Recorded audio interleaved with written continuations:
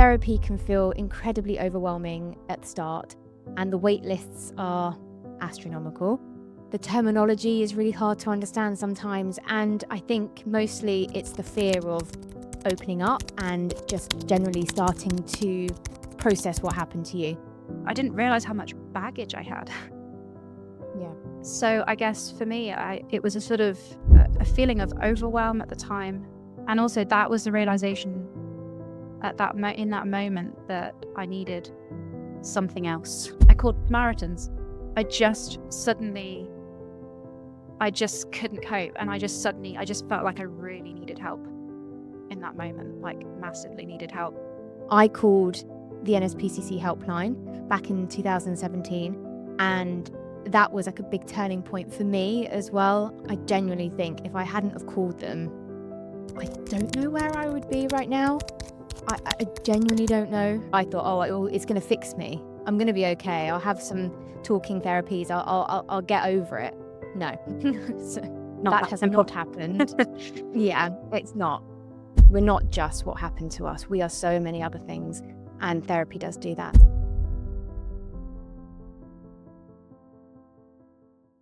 Hello and welcome back to the Be Brave podcast. I'm your host Chloe, and today we are talking about something that so many survivors struggle with, which is therapy. Where do you start? How do you know what's right for you? What actually is out there? And what can help specifically with trauma from child sexual abuse? Therapy can feel incredibly overwhelming at the start, and the wait lists are astronomical. The terminology is really hard to understand sometimes, and I think mostly it's the fear of opening up and just generally starting to process what happened to you. So today I am joined by the lovely Emma, and together we're going to break it all down for you, the different types of therapy, how to access it, and what has helped us personally, and then also some grounding exercises that you can use during this episode or right after. So, Emma, thank you for joining me today. You are someone that understands trauma and healing and the bravery it takes to even consider therapy. Together, we are going to talk openly and honestly about our own experiences with therapy and what we've learned along the way. So, hi, Emma, how are you? Hi, Chloe. Lovely to be here. I'm very well, thank you. How are you?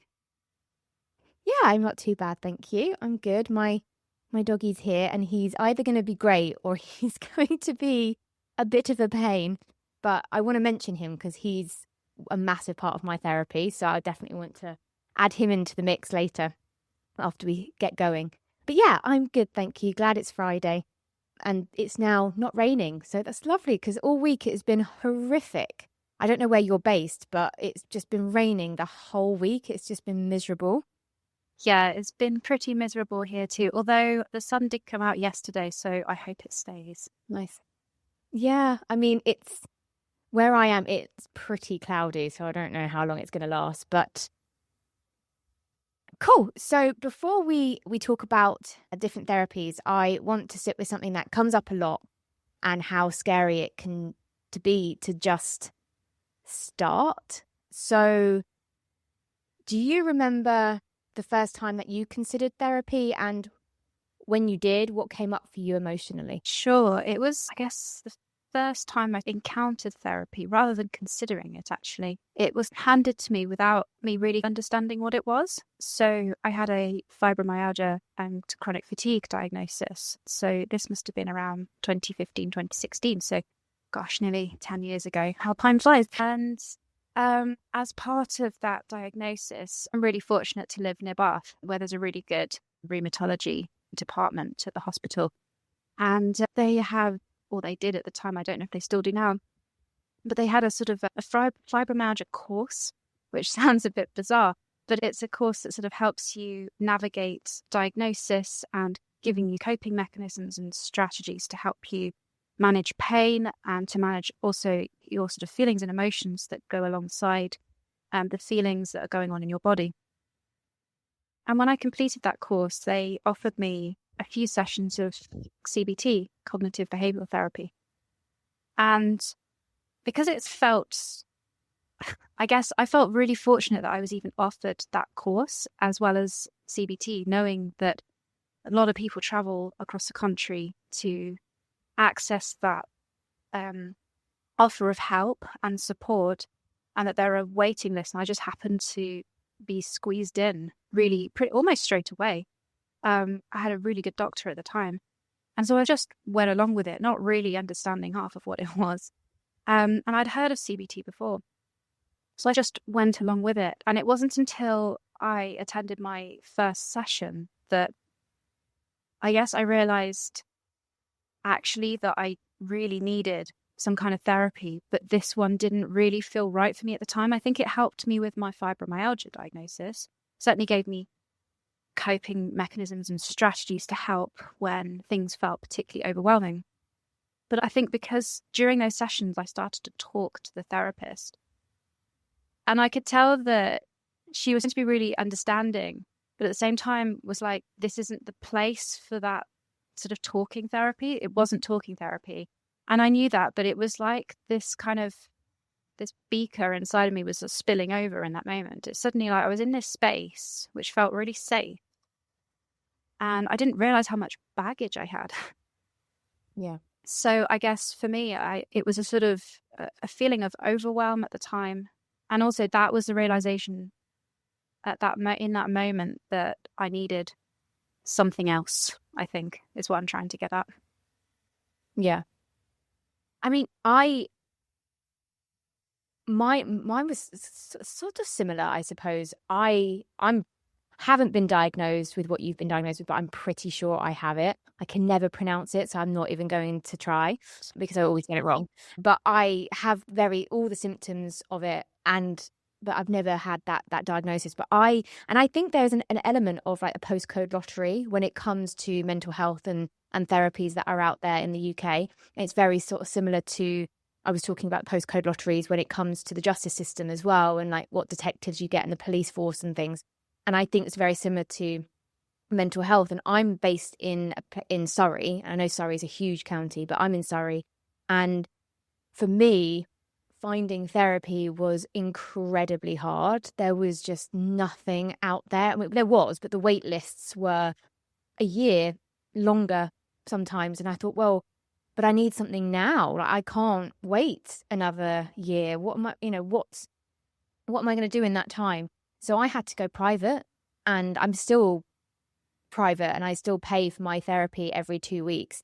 God knows how much I've spent on therapy in the last 8 years now. I've been having therapy for 8 years, and I got a little bit of therapy for free when I say free, but when I was going through the court case and the trial, I had a little bit, but then as soon as it was a guilty verdict, that ended. And yeah, so since then I've been paying privately, and I've had a few different types. I've had CBT and other talking therapies, but I think you have to be in that kind of right headspace to want to do it, and you have to be there, don't you, and want to start it, because if you don't, and it's not going to work for you. Because I remember before I went to the police, which was 8 years ago now, I had therapy before that, but it wasn't for me, and I couldn't do it, and I didn't like it, and I think it's because I just wasn't ready to do it and to start processing what happened to me. And I think that is something that survivors feel a lot of the time, is that fear, the shame, the confusion of what happened to you, or just knowing like where to go and where to begin. So massive message that I want to put out there is that if you are listening and you feel stuck, that is completely normal. Or if you've tried it and you think, no, I'm not ready, that's totally fine. And you can always come back for it. And there is no right way to start. Yeah, absolutely. There is no sort of, there's a starting point, but there's no starting point, if that makes sense. It's it's what's right for you in the moment. And sometimes it is a case of just stumbling across the right thing. And I think that's definitely what happened to me. I knew what I needed, but I didn't know really how to access it. And there was so many other things. When that CBT course came to an end, I was just trying to really focus on my physical well-being and trying to just wrap my head around living with this. And it wasn't until about 3 years later when my dad suddenly passed away, and it was a very sort of traumatic event for me. I won't go into it now, but it was very raw, and I was very close to my dad. And I think I was experiencing grief, of course, at that point. And I think for me, I mean, grief isn't linear. I think we all know that. But I think for me, there was a significant delayed sort of response. It took a few months, and then it was like suddenly all of it just came rushing at me in one moment. And I think I was working from home. It was the middle of COVID. And I was due to go on a work call and deliver this big presentation. And I just froze, literally. I just froze. It was 5 minutes before. And something that I never really had massive problems with, but suddenly it became this big thing and I couldn't do it. And I just sent a really lame excuse to my manager at the time and just said, can't be here. Urgent thing came up. Really sorry. I just switched off. I pulled the plug from my internet connection. I threw myself into my room. I shut the door and I called Samaritans. I just couldn't cope. And I just felt like I really needed help in that moment, like massively needed help. I didn't know what I needed exactly, but I just felt really alone and really overwhelmed, really confused. And I think it was like almost a panic attack. I was really struggling to breathe. And the Samaritans really saved me that day. And the lady on the other end of the phone, I think that was a turning point for me in terms of starting my therapy journey in earnest. And she was just amazing. And I'm so grateful that they were there in that moment. And I think I was having a breakdown, but not really realizing that I was having a breakdown. It's only hindsight's a wonderful thing. And sometimes in the moment, you don't realize what's fully happening to you. And then from then on, I started to find, I've been through various services since. But yeah, I think that was the moment that everything started to change. I had a similar situation to you. I mean, you called the Samaritans. I called the NSPCC helpline back in 2017, and that was like a big turning point for me as well. I genuinely think if I hadn't have called them, I don't know where I would be right now. I genuinely don't know, and I talk about that a lot because it was a lifeline, and it saved me. That call that day, speaking to that guy for an hour, he really truly believed me, and he was the one that told me if I go to the police, this is what will happen. And that's exactly what I did. And it was kind of just, it all sort of spiraled from there. And I did then start therapy, and it did help. And then the court case ended in 2019, end of 2019. And it was actually, it's going to be 6 years tomorrow since I found out he was found guilty. So it's a big, big anniversary for me tomorrow. And I always get very funny around the time. I get a lot of anxiety and such, but I'm going out for some dinner with my daughter, so that'll help. But then we went into 2020 and we went into COVID, and I had absolutely no support around me whatsoever. And the wait lists for everything back in 2020 and 2021 was just, I mean, there was just no point trying to reach out because you would have just been looked at and been thought, no. And we all know that mental health declined massively in those couple of years during COVID.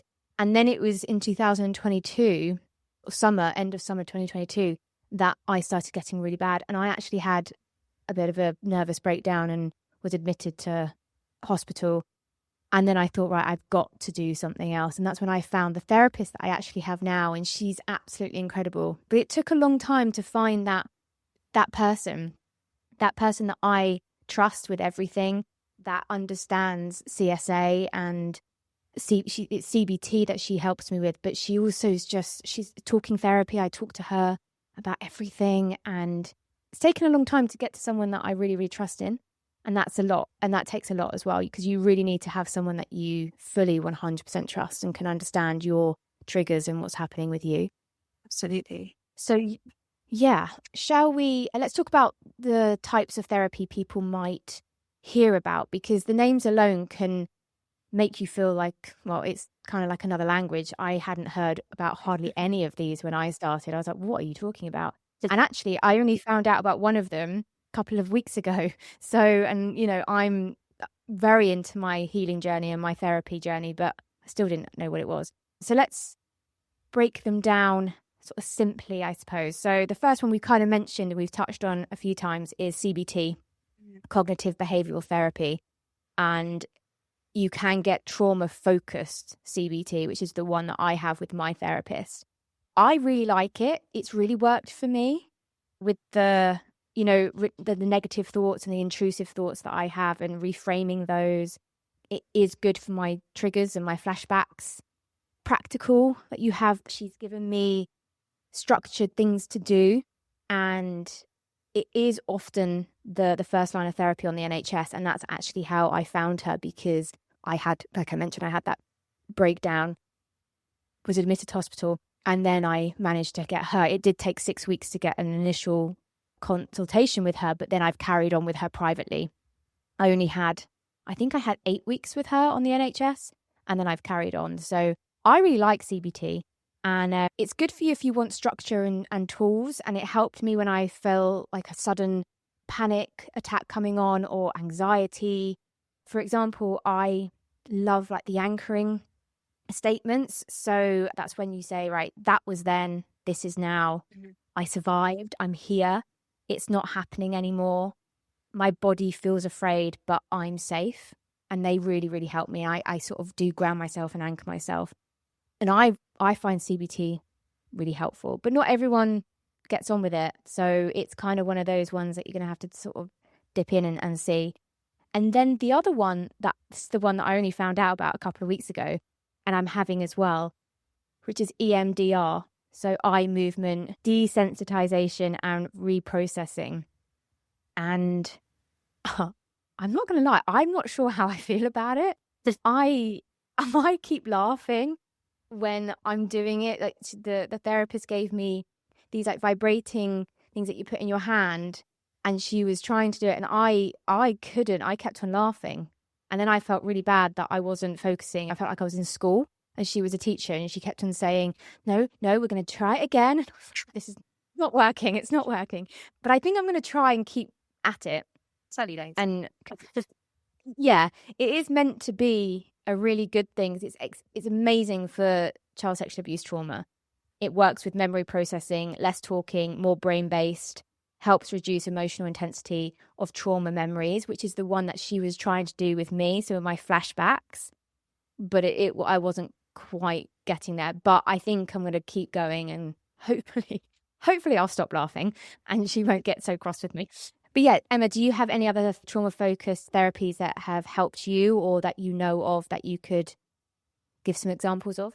I must say, I've never heard of the EMDR before, so I'm going to look into that one. It sounds really interesting. I think for me, I've mainly had the CBT and talking therapy. I just want to touch on that point. Like you said, CBT is often the first line of therapy on the NHS.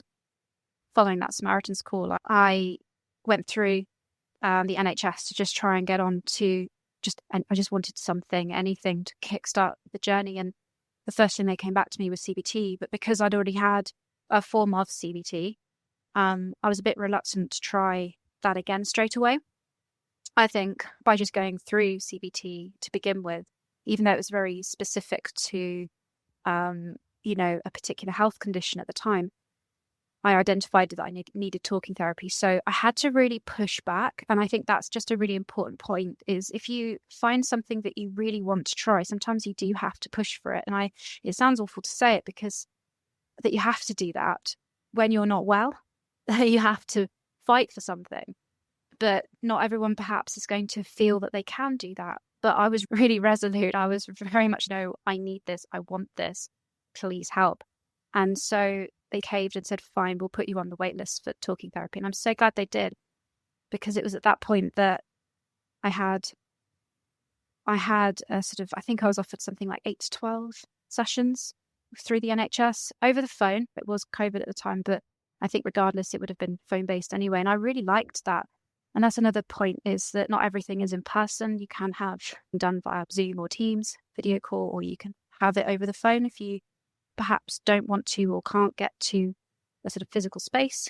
And I found it easier not looking somebody in the face and divulging all these deep, dark thoughts that I had and talking about these experiences. And I think sometimes when you do have limited sessions, you feel like you've got to just blurt as much out as you can so you don't miss anything. And I didn't realize how much stuff I had to share and talk about. And it was the first time that I actually said the words child sexual abuse out loud and that it happened to me, because I think before that it felt like it was very much it's happened to somebody else and I was just telling a story. I was a person that was like a fly on the wall. And it was that moment that she stopped me and she just said, I'm not the right person to help you with this. And I was really stunned, but I was also really grateful that she was honest, that it was perhaps beyond the kind of remit of that kind of sort of service. And then she pointed me in the direction of a specific child sexual abuse charity that was offering therapy and counselling to adult survivors of child sexual abuse. And then I went into a sort of a 10-month, I don't want to say course, but it was offered for 10 months program. That's the word I'm looking for, with a local charity who were absolutely amazing. And then when that came to an end, I had a bit of a break. They often recommend you have a break if you are changing, because I was really devastated when that came to an end, because you do build a bond with your therapist or counsellor. And that's really important to recognise that not everybody you're going to encounter through any kind of therapy, you're not going to perhaps bond with everybody, but sometimes when you do build up that relationship, it can be very difficult when it comes to an end. And then I went into, like you, Chloe, private therapy, and it took a couple of attempts to find the right person. And I've been with that person now for 2 years. So yeah, I think to answer your question, I've very much been focusing on talking therapy. That's what I found really helpful. I have a lot of thoughts. I've had a lot of other things happen apart from child sexual abuse, but I think it always leads back to that particular incident, always leads back to child sexual abuse. And then there's a lot of other things that are surrounded that, including losing my dad as well. But I think I've got to that stage where I realized that sometimes going back to those tools that I learned in CBT, I'm going back to perhaps some of those sort of anchoring things or those grounding techniques, or sometimes when it's the middle of the day and I'm maybe at work or out grocery shopping, suddenly sometimes it doesn't take anything, or you're not quite sure what's triggered something, but you suddenly get thoughts and feelings out of nowhere. And I remember I was just driving. I think I was just literally nipping into my nearest town for something a few weeks ago. And it was like that moment when I'd lost my dad suddenly just came crushing back into my brain out of nowhere. And I needed to pull over and I needed to sit there and do some deep breathing and learn how to park it perhaps when I'm in a safer space. It's just those kind of things, and just coping with that sort of overwhelm. And I've been thinking lately, perhaps maybe it would be good to go back and do a bit more CBT. I don't think it's once you've done it, that's it, you've got to stop. I think that's another important thing, is you can revisit different therapies at different times when you need them. Yeah, definitely. And because like going back to healing isn't linear. You're going to want to try different things, and you'll get to a point where you might think, okay, CBT was great, but now I want to try something else. And my therapist is predominantly CBT, but she does a lot of talking therapies with me, and we talk about a lot of things. But then I'm trying this EMDR as well, so I'm trying a bit of everything, because I don't think there's not going to be one thing that's definitely going to fix it. You have to, and one thing I have definitely come to terms with is that I'm probably going to need therapy for the rest of my life if I don't want to spiral, if I don't want to have another breakdown like I had back in 2022. I have to have this regular check-in with her, and I have her every 2 weeks, and then my EMDR every couple of weeks. It's costing me an absolute fortune, don't get me wrong, but I think it would be detrimental to me and my daughter and my family if I didn't. And coming to terms with that was really hard, because I think when you start therapy, you think, well, I did anyway, not everyone thinks this, but I thought, it's going to fix me, I'm going to be okay, I'll have some talking therapies, I'll get over it. No. That has not happened. Yeah, it's not. So I think that's another thing to really think about as well, is that when you start, don't think that it's going to fix it, because everyone's different, obviously. But from my experience, it hasn't fixed it. It helps, and I learn how to monitor it. And like you were talking about when you were driving in your car, don't you just love those intrusive thoughts that pop into your head out of nowhere? And, you know, you're doing something random and then all of a sudden it's, oh, okay. But learning how to deal with those and knowing that those intrusive thoughts will never stop. That's one thing that my therapist said to me. She said, we can't stop the intrusive thoughts because they will always come, because they're very normal. It's not just people that have had experiences with CSA or trauma. Everyone gets these intrusive thoughts. It's how you manage them. And that's what you work on. So yeah, thank you for sharing that. I also wanted to mention another one that I found really, really interesting. And it's called somatic therapy. I don't know if you've heard of that or experienced it. It is a kind of movement and ground. I've never done it, but I've done a bit of research on it. And it focuses on how the trauma lives in your body. And I don't know if you've heard or read the book, The Body Keeps the Score. It's quite a famous book. Quite a lot of people know about it. And it's about how the trauma stays in your body. And it comes out in so many different ways. Again, kind of like what we're talking about with our immune disorders and physical disorders and things. And it's like a lot of breath work, grounding. And it is very, very good for people that have gone through child sexual abuse, because it often causes body disconnection and all of those symptoms. I haven't tried it, but I would really like to. So definitely going to have a look into that. And another one that I wanted to mention, there's a man that is also another lived experience advocate for the NSPCC. He does a lot. And he came on and at a meeting that we had, and he did a speech. And he was talking about another therapy that he did where it's psychedelic therapy. So you take specific and special mushrooms and how you connect with different parts of your brain. I've never done that either, but I'm really, really intrigued about it. Really intrigued. I've never really sort of touched that sort of stuff before, and there's a part of me that's a bit scared too. But he said it was the most eye-opening out of all the therapies that he's tried. He said that was the best thing that he's ever done. And I think he went somewhere in Amsterdam and he did it. And it was very controlled. And, you know, you've got people all around you and things, but it taps into a completely different part of your brain that you're not tapping into on the daily basis. So I think that's a really interesting one. I can definitely find out some links about that and put that on at the end. Have you ever tried group therapy? No, I've not tried group therapy. I think for me, I'm not sure it would be the right thing, but I can see the benefits. I can see that totally helping to break isolation, perhaps. Have you tried group therapy? No, I've never tried it, but I think I would be interested to explore it, because it's bringing that idea of not being alone and being in a room with other people that have had similar experiences to you. I have been in a room with other people that have similar experiences to me in different situations over the last couple of years. I actually really suffer with, when I'm in that situation, I really suffer with imposter syndrome. Likewise. And I sort of sit there and I go, oh, mine's not as bad. And I really suffer with that. So I don't know if that would be the right path for me. I think it could help lots of people though, because, it's that element of that community and you're not alone. But yeah, I don't think it's for everyone. I think you'd have to maybe try it and see how it works for you. Yeah, it's a connection. I think it could be really powerful. And I think if you're quite comfortable being within a group, I know for me, I prefer being one-to-one or sort of in a very tiny group of people. Same reasons you just said, I get imposter syndrome, I'd probably shut down maybe.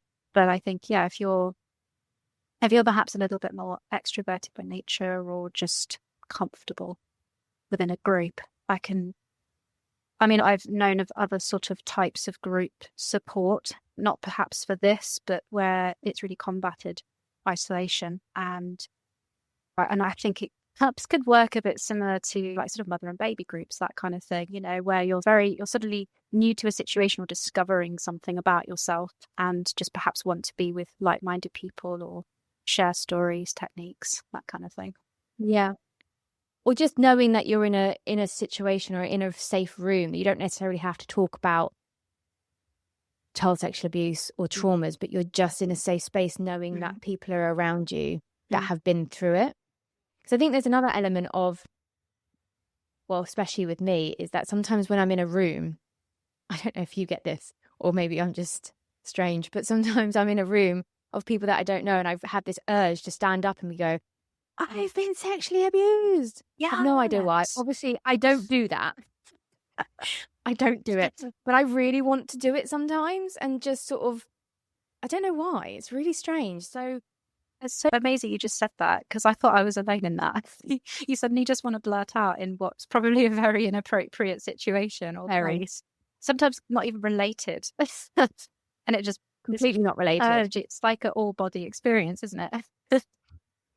It really is. And honestly, I have to fight every ounce of me to not do it. And it is a very inappropriate time to do it, very unrelated, completely random. But I just want to blurt it out. So having a room full of other people that probably feel like that as well. Perhaps more of an appropriate space. Yeah, very appropriate space, just to say, this is what happened to me. But then also you don't want to trigger other people. So it's a bit of a funny one. But then I suppose if you're in a trauma-informed room and you've got people that are protecting everyone, then yeah, I've never really done it, but I would be open to it. I've always sort of said I'm going to be open to everything. I think it's a good attitude to have. It's important. And the last one that I've got down here is creative therapies. I do this, but in my own sort of time. I do a lot of singing. I love to sing. And I haven't been for a very long time, but I go to a choir down the road, and singing, honestly, is the best thing for the soul. I really think it is, because you don't have to think about anything else, and you can just get into a song. You don't have to be good, scream at the top of your lungs if you have to, but it is the best kind of therapy, and it really helps me. I do love singing. I should sing more. I should just sing. I wish we were in a musical, we could just blurt out. I think people would look at me like I was very strange, but I haven't ever tried art therapy though. I'm not very good at art. I think I would get frustrated that I'm not very good. I've not done art therapy, but I've done like art. What is it like sip and paint kind of classes, those sort of things.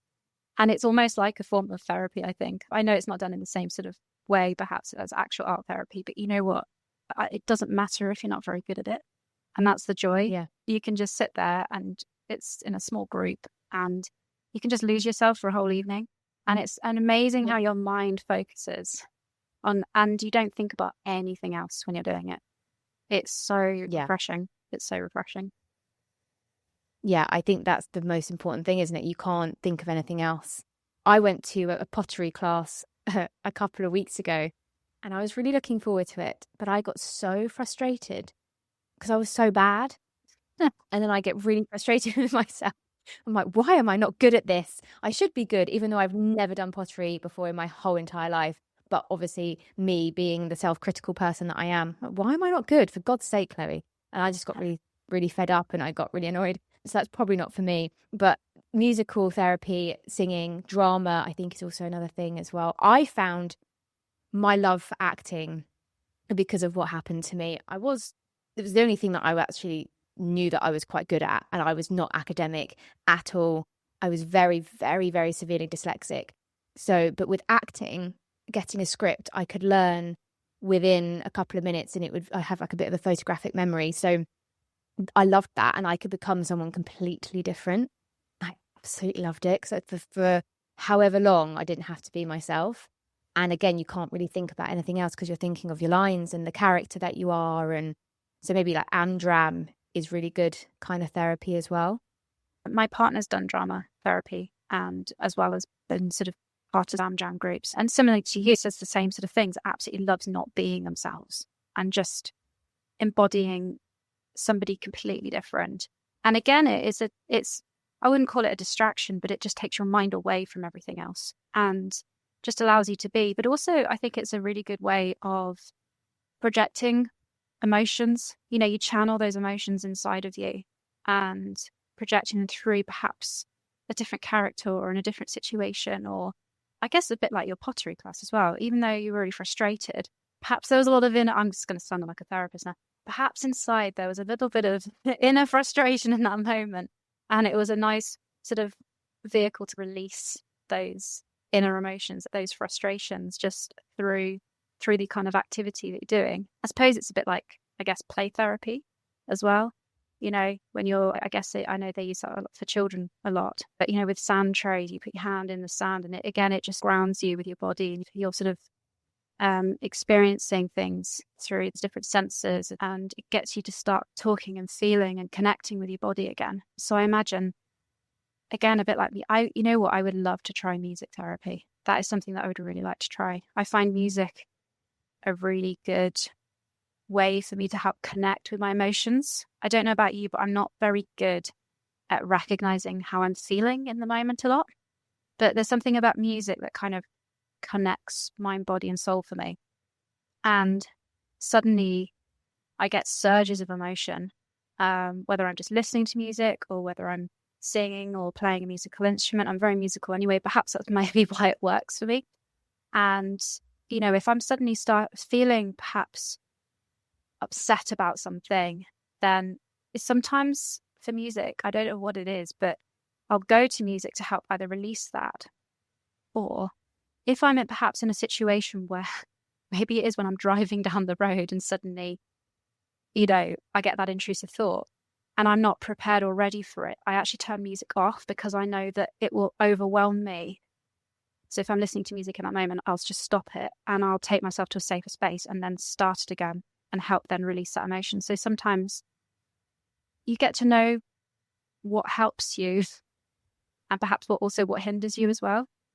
But then again, with that, there's an element of control, and maybe doing creative therapies, maybe that might help me not worry too much about being in control all the time. I don't know. Anyway, I'm going off on a tangent. Feel free to stop me. No, I think it's really interesting. And I think kind of going back to, I think exploring lots of different therapies is a great thing to do, because you don't know what's going to work for you and what's not. Music is a great one. Like singing is great, but listening to music as well. I listen to some music, but very similar to what you were saying, I can get very, very overwhelmed, have ADHD. I can get very overstimulated very quickly, depending on what kind of, or where my brain is at that point.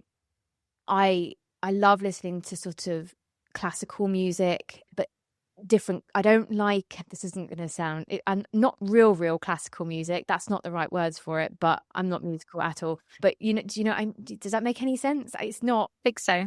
I love listening to, it's classed as classical music and it goes on to classical FM, but it's music from movies and things like that. Soundtracks. So, yeah, exactly. Yeah. That's the word I should have said. Yeah, soundtracks. But it really, and I'm very visual. So when I listen to movie soundtracks, I can then picture the film that it's come from, and that really helps to ground me as well. But again, it can overstimulate me. And so it kind of depends what mood I'm in. I'm either going to bawl my eyes out or I'm going to be really happy and uplifted. But it's kind of like you were saying, it's kind of what works for you, and you get used to that, don't you? And what's going to trigger your body. So yeah, let's move on to how to access these therapies that we've just spoken about. This is the bit that I think is the hardest, because, you know, we're talking about the NHS, and I think this is where people get stuck of finding them. You can do as much research as you possibly can, but trying to find how to actually access it, I think, is really tricky. So I've put a few things down here. Like option A, the NHS. Obviously, it's free, but we all know that the NHS is struggling and the wait lists are very long, and you can be on it for a very, very long time before you actually hear anything. A GP referral for counselling, CBT, EMDR. I think that was where the only reason I went onto the NHS is because I had that nervous breakdown and I was admitted to hospital. But I think I would have definitely have done that. But I remember when I went to the doctors back in 2017, and the doctor, he wasn't great. And he said to me, well, there's no point me putting you on the wait list because it's just months and months and months and months. So maybe just come back. Okay, Well, that's great advice. Thank you. But yeah, so that you got the NHS, but it's going to be a long wait. Look, you might get seen, who knows? And I think, like we were saying at the beginning, postcode lottery, kind of where you are in the UK. Option B, charities. I mean, we were talking about charities. They've worked for us and they were detrimental to our healing and our processing and how we've got to where we are. You've got charities like Rape Crisis, Survivors Trust, Samaritans that you mentioned, NSPCC, and some of these do offer free trauma counselling. You would have to look into them because some of them don't. The NSPCC only offers trauma counselling to children and young people, I think. I'm not 100% sure, but I'm pretty sure that they do. It's not for adults. But you can call the NSPCC helpline for anything that you need to have advice on or you need to speak to someone. They are fantastic. Option C, which we've spoken about, private therapy, you have more choice. Obviously, you don't have to wait as long. Sessions, I put down here and I researched between £40 to £90 per session. But again, depends where you are in the UK, I think, and what kind of therapist you're looking for. Because in the area that I am, I think CBT's less. And that is typically around the 40 to 90 mark. The EMDR around the area that I am, I'm paying £150 per session, which is a lot of money. So kind of do your research, I think, and see what you can get. And also, just to point out as well, is that with cost per session, you can sometimes negotiate with the therapist as well. I know some therapists sort of ask if you're comfortable to share what your kind of income is, what you're comfortable paying, and sometimes you can negotiate. So if you are on lower income, sometimes they might be able to help you out a little bit. I'm not sure, I can't speak for every therapist, but I know a couple of therapists that have done that before. Well, that's really good to know. I didn't realize that was an option or a thing. So that's really, like you said, yeah, obviously not every therapist is necessarily going to do that, but to definitely state that would help. I would also say check the therapist is trained in trauma and CSA if that's what you're looking for. You were saying that person said to you, I can't help you with this, even though it was a good thing that she did because you then found someone else. But that was also it was quite shocking for you. Yes. And you don't if you're not in that right headspace and you're not in that right place, that could be quite detrimental, I think. So, and then I've put here option D as well, the specialist CSA services. So you have the sexual assault referral centres, the independent sexual violence advocates, trauma-informed programs, this podcast, for instance. This is a talking, well, not a talking, well, we're talking, but listening therapies. There are lots of social media groups and communities and pages that will help as well. It might not be the right thing for you at that time, but I know social media definitely helped me as well. Like seeing pages of people talking about it made me feel less alone. So yeah, anything else you'd like to add, Emma? Or yeah, I guess just point out that, you know, the child sexual abuse sort of recovery program that I went through was through a local charity, and it was a sort of, I suppose, free trauma counselling. But then when I moved to private therapy, that was again also facilitated through a local charity here. So it's a little bit unusual, is that they offer, it's like having private therapy sessions, but because it's a charity, they're done on reduced rates. So it's still that similar sort of private therapy contract that you would have. So it's worth just exploring, because they're all specifically trained therapists that perhaps are trained in very specific sort of areas. So, for example, CSA, childhood trauma, sexuality, gender identity, you know, anything like any kind of particular topic. So, you know, when you go for an initial assessment, you can talk about what particular needs you might have, and you can go in with confidence. So if you're wanting something like private therapy, but you feel it quite daunting and overwhelming to try and select a particular therapist, because sometimes it can take a little bit of time, finding perhaps a local service like that, if you have one in your local area, can take that pressure off your shoulders a little bit. And if it doesn't work, that's still okay. Because sometimes I think you start and you feel a bit guilty because you don't want to, you might feel feelings of guilt. You think, oh, they're giving the time, even though I'm paying for it. And you feel a bit guilty if you don't get along, perhaps, or you're finding that you're not quite gelling, or you're not getting the right sort of feeling perhaps from that therapist. And it is okay to just pause and ask to start again. That's also very okay. Yeah, I think that is finding the right person for you. And I've had that guilt before where I've been speaking to someone and I've thought, when is this going to finish? I just want to get out of this room. I don't want to be here. She's not understanding what I'm saying. I'm sure she would be perfect for other people, but she was not right for me. And I couldn't get out of the room quick enough. And I did feel very guilty because, again, it was something that I was given on the NHS. And I was like, I've been giving this, but I don't like it. Not because she was horrible or anything. She was a lovely lady. We just didn't click. And I did feel guilty. But then my mum actually said to me, no, Chloe, don't speak to someone that you don't want to speak to, because this is a real thing for you. So got to feel comfortable. Absolutely. So important, because you are telling them your deepest, darkest traumas and your whole life story. It's really, really intense, and you've got to feel that trust with that person. We kind of touched on this really, but it's what is right for me. And I think we've touched on it, but there's no perfect therapy for everyone. There is only what you feel safe. Your body is calm. You understand that the person that you're speaking to understands your trauma and helps you move forward, and kind of going back onto finding that therapist that's going to work for you and you're feeling okay with them. And it's okay to try things and change your mind, like we just kind of mentioned. So yeah, do you have anything else you want to add, or do you want to move on to the tips and exercises? I've got a few down here, but I wanted to see if you had any that you wanted to share with anyone as well. Sure. I think just going back to what is right for me, just one extra thing. I think it is going to take time. And I know you said earlier that it's not going to fix things, but it does help. But give yourself the space for it to take time, because sometimes you just want things to get better immediately. And I know with my last therapist, it took me a good year before I really started to trust. And I think trust is a massive thing, especially as I'd hopped around quite a bit and also had services come to an end, which was outside of my control. So yeah, sometimes it then becomes a big thing. So yeah, don't be upset with yourself. Be kind to yourself through this process. Yeah. Yeah, I guess with the sort of particular sort of things that might help, I do have a couple, but by all means, go. You can start. You start. Okay, cool. I love this one. I do this with my daughter, and I find it a really great grounding exercise. And it's the 5, 4, 3, 2, 1.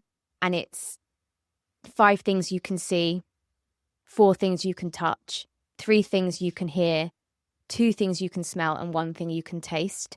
And it really centers you and brings you back to where you need to be. It helps flashbacks. I do it a lot when I'm having those really horrible intrusive thoughts and I'm thinking, I don't want to be thinking about this right now. I'm at the pub having a lovely glass of wine and I'm thinking about something really horrific, or what the F? Stop it, Chloe. I do those. I sometimes take myself off to the toilet, or I do it there, and I just probably look like a weirdo, but I do the 5, 4, 3, 2, 1, and it really does help me. It's taken a while to get there, and I think that's another thing with these techniques and these exercises. It's not going to be a quick fix. You might find it a bit funny. You might find it a bit awkward.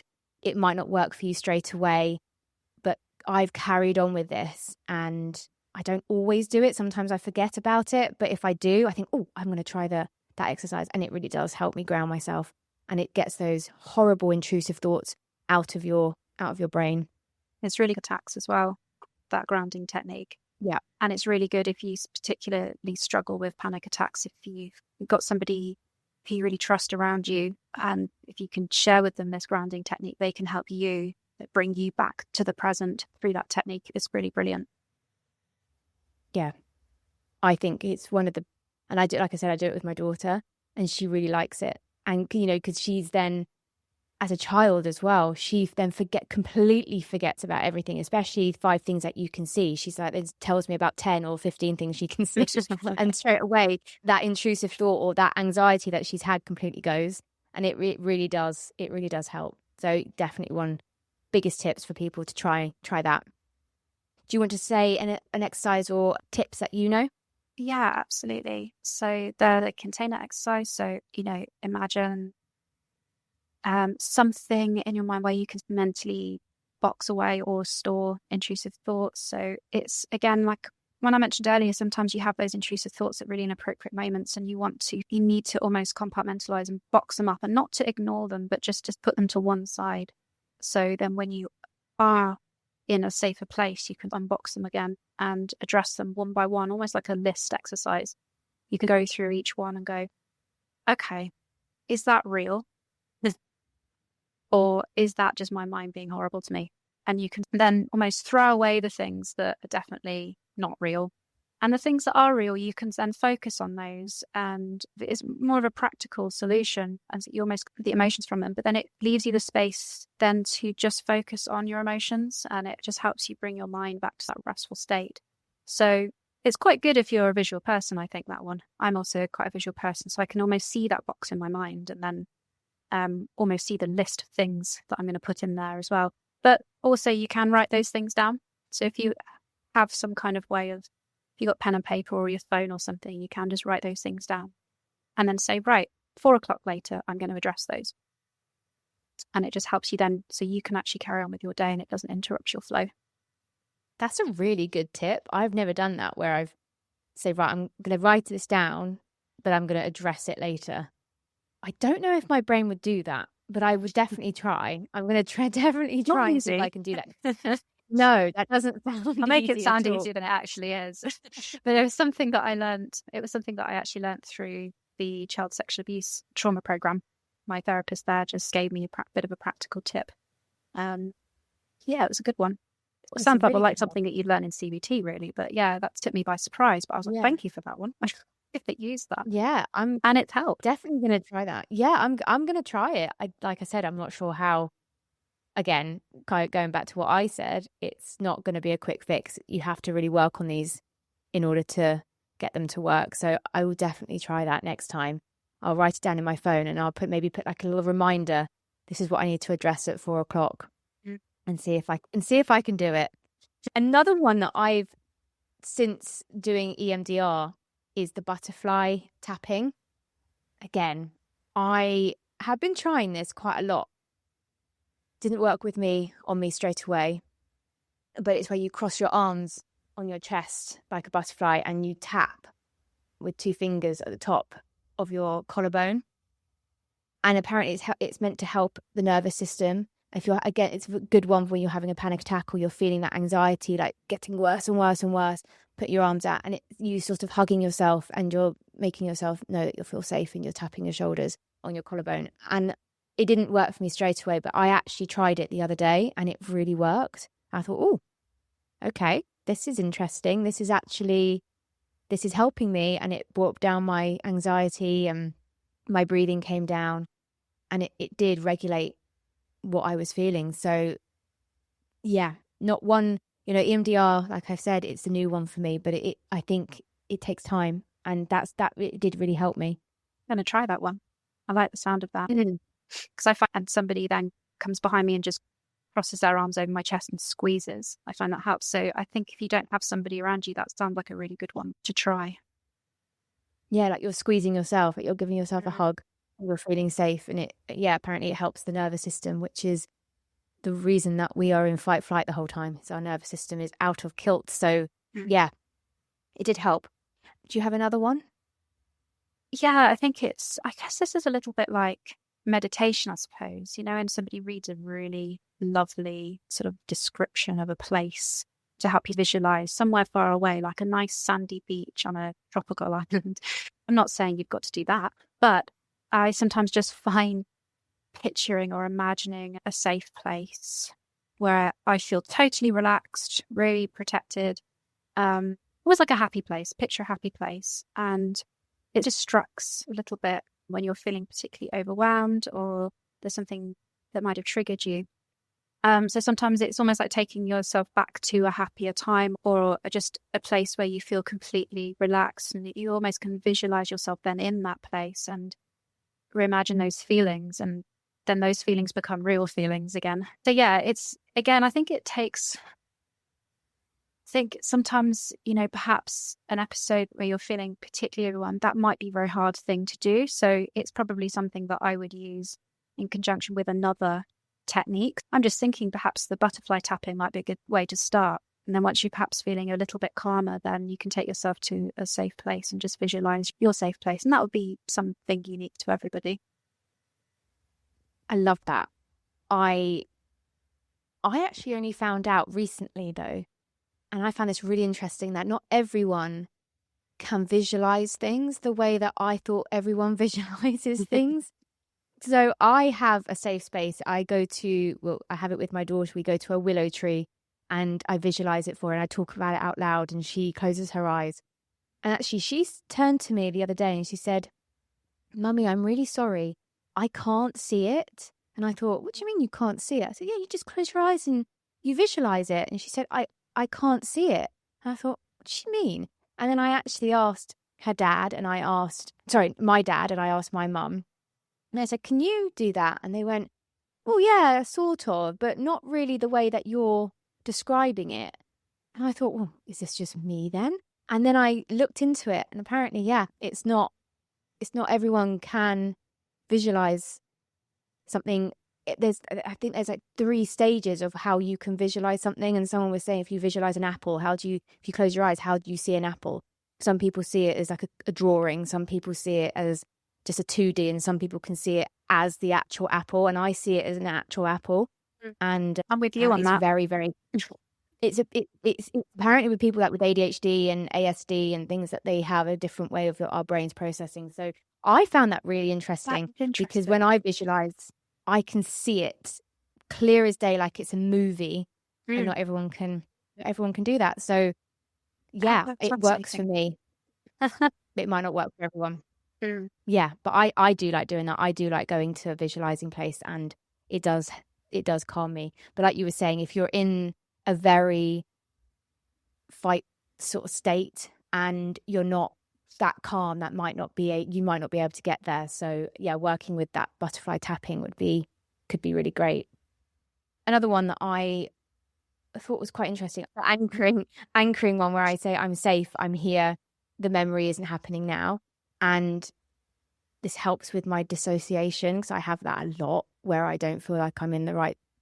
It's very weird. And it does help me going, "I'm fine, I'm safe.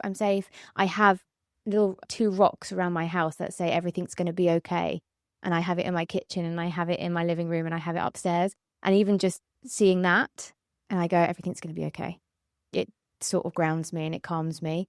Yeah, I like doing those. It works for me. It's not going to work for everyone. So if we go on to our experiences now, we can gently and lightly touch on our own experiences with the therapy world, and not center around the episode, but to normalize it and normalize our journey.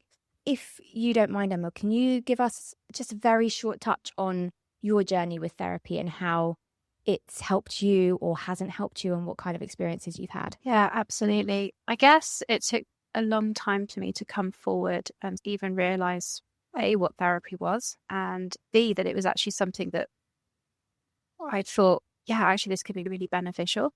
It wasn't until I was introduced to it when I was diagnosed with fibromyalgia and chronic fatigue, and then just going for that CBT, which I think I mentioned earlier, that I realized that I really needed something like talking therapy. And it just took a while for me to wrap my head around the fact that it's okay to actually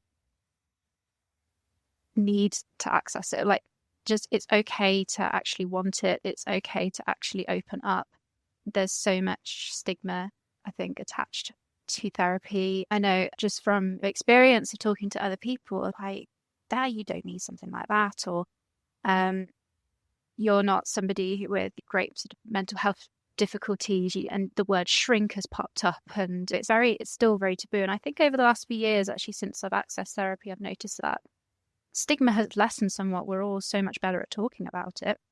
And that's made me feel then a lot more comfortable to open up and say, yeah, I do go to therapy.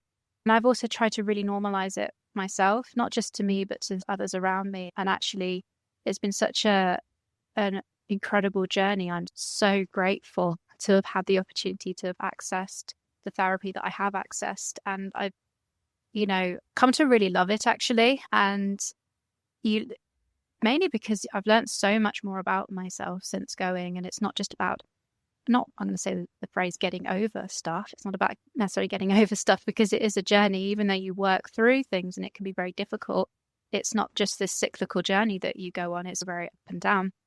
But actually the things that I've learned about myself along the way have helped me reframe so much about my past experiences, and for the better. For example, I've discovered that I'm neurodivergent. One of my therapists that I worked with, who specializes in neurodiversity, suggested one day, Anna, do you think perhaps that you might be autistic? And I was like, what? No, surely not. And that wasn't a thing that I just didn't ever comprehend associating that with myself. It just never crossed my mind at all. And then my partner, who specializes in special educational needs, said to me one day, have you thought that maybe you're neurodivergent, perhaps autistic? And again, I went, no. But it was actually once that therapist said it to me, I thought maybe there is something in this. And it's because it's somebody who isn't necessarily close to me. It's somebody that's a bit more impartial in my life. So I thought, oh, there must be something in this. And then I went on a completely different journey then, or another path. I just took another path on my life journey. And I think it just highlighted the fact that I think as a girl as well, I think I just flew under the radar. I was always really quiet at school, or I became a lot quieter. And it's just, again, I don't think I was noticed. And I think for girls especially, I know this is a whole different topic, but for girls especially, I think it's easier for us to just fly under the radar when you're neurodivergent. And I think it just highlighted that perhaps I was a very vulnerable child without knowing. But I think the main point of this is that therapy has helped me reframe those previous experiences, which I think is really important. It's highlighted again that it wasn't my fault. It's highlighted again that I was a vulnerable young person, and that it also doesn't define me. It's not the only thing about me, which I think in our minds, I don't know if you feel the same way, but sometimes in our minds, it sometimes feels, because it's so present a lot of the time, it almost overtakes other things about you at least for a long time. So therapy helps you realize that you are still a person that has lots of other different qualities and different characteristics, different experiences that make up who you are really good as well. Absolutely. Thank you for sharing all of that. That was really insightful and very similar to my experiences as well. Yeah, I found that therapy, I didn't want to do it for so long. I think there was stigma around my idea of it. And I think you see it in the movies and you see it on TV, and it is that kind of, that shrink. You've got a real serious issue type thing. Oh my God. But since having it's the best thing I ever did. And it wasn't a click, I'm healed. It's not that. It is that reframing. I think that's a really great word that you've used, reframing everything that happened to you and understanding. It was for me the understanding of it. And when I would tell her certain things, she would say, that's why, or this is the reason why. And I would go, okay. And seeing it from a completely different perspective and point of view. And it really helped me process it and understand it. And like you said as well, knowing that it wasn't my fault, because for so many years I did carry around that guilt and that shame of, I let it happen. Why didn't I say anything? It's completely me. I made it happen. He told me that I was beautiful, and then that's my fault then. And I'm been diagnosed I've got neurodiversity as well, and I've got a few things. I just name them as I've got all the Ds: OCD, ASD, ADHD. And it's only been in the last couple of years that my therapist has said to me, do you think that this could be a possibility? And I went, absolutely not. I haven't got autism. What are you talking about? No.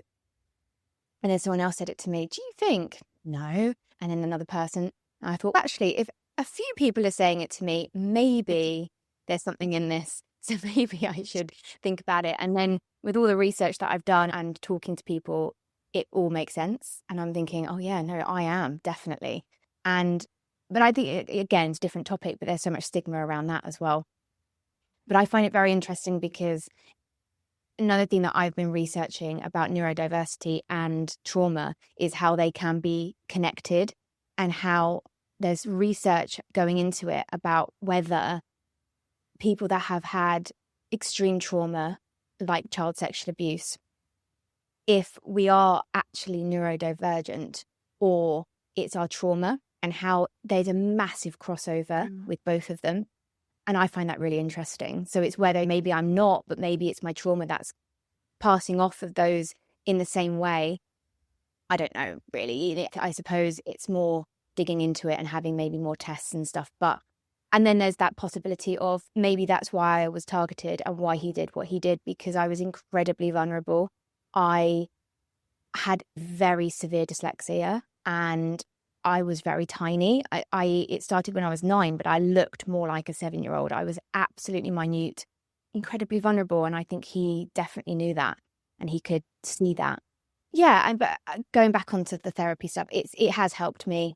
Like I said, it's not a quick fix and I'm definitely not healed, but it helps me. And it's definitely been a great journey. It's taken a while to get that specific therapist, but I found her and she's fantastic. Yeah, I would advise anyone to just go and do it. It's going to take time to find that right therapist for you, and don't ever feel guilty for not liking, or I think we've mentioned that as well, not liking someone. That's the wrong word, not liking someone. Not gelling. Not getting on. Yeah, not gelling, not connecting with that therapist. Find that person that you connect with and it will make everything so much better. It really will. Just talking and getting it out. We hold it in so much. And like you were saying, it's so present in our everyday life. Some days we're okay, some days we're not. And it is a massive part of our identity and who we are. But therapy can, like you were saying, can help us realize that it's not just that. We're not just what happened to us. We are so many other things. And therapy does do that. Yeah. Thank you so much, Emma, for sharing what you shared. I think the final message that I'd like to get out to people is, if you are listening and you are feeling lost, I think we have touched on it, we have mentioned it, but no, you don't have to start perfectly. You have to start gently. And there is support out there and you deserve to heal. And you're not alone. There are so many other people that have been through what you've been through. They're ready to help you. They're ready to listen. So yeah, Emma, do you have any other closing words that you'd like to say before we wrap up the episode today? I think just echoing what you were saying there, but just reach out, even if it's a tentative first step. It makes all the difference. I think, like you were just saying, we hold it in tight, and sometimes we don't realize how much that is hurting us. And I think just remember that there's always somebody out there who will listen to you, whether it's a therapist, whether it's a friend, whether it's a family member, just somebody that you feel that you can feel safe around, that will care for you no matter what. Just reach out, just make that first step, because it is absolutely life-changing. But absolutely, you've got to be ready and in the right place. Yeah. Definitely have to be ready. And you have to want to do it. It's when people say you can't force people to help themselves. They have to be in that headspace. And it's okay if you're not as well. I was not ready for so many years, and that was okay. So you have to be wanting it. You have to be ready. You have to be ready to delve into everything that you've been through as well, because I think another part of therapy is processing what happened to you. So you have to be, and you have to have a lot of support around you as well. Just go at your own pace. It took me a good year with my last therapist to even open up about what had happened. It was a lot of build up to that, but when the day came, sometimes you're not expecting it, and it comes, and the relief that you actually feel, it is incredible. I know, it's this big weight that just lifts, doesn't it? Absolutely. It is very draining though when that happens, because you think, oh my God, like you've been weighed down for so long, and then all of a sudden you're like, oh, it's very strange. But it is a journey, and it's the best journey I've been on. Thank you so much, Emma, for joining us today and for sharing all your experiences and your knowledge on therapy. I think it's been a really lovely chat. And thank you for everyone that's listening to the Be Brave podcast. If this episode has helped you, please share it with someone that may need to hear it. And as always, if you've been affected by anything we've spoken about today, please reach out for support. There is so much out there. I will put some details at the end and some numbers that you can reach out to people. So thank you, Emma, so much. You're welcome. It's been a pleasure speaking to you as always. And have a lovely rest of your day, and Merry Christmas. Have a lovely Christmas. Merry Christmas. I'll speak to you soon. Yeah. Speak to you soon.